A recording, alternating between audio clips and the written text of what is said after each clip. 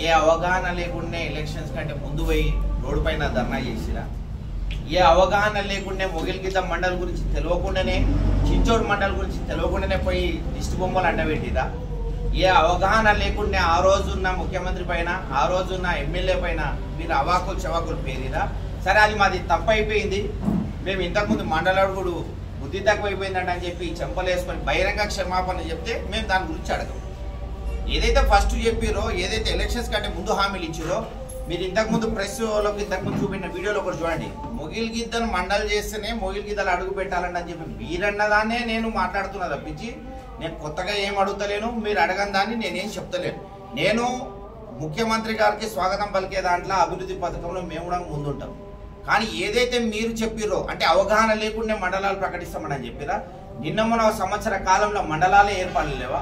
నిన్న మొన్న సంవత్సర కాలంలో కొత్త మున్సిపాలిటీలే కాలేవా? నిన్న మొన్న సంవత్సర కాలంలో కొత్త గ్రామ పంచాయతీలే కాలేవా అనేది ఒకసారి మీడియా మిత్రులందరూ గమనించగలరు. ఒకవేళ ముఖ్యమంత్రి ప్రోగ్రామ్ లో మండలం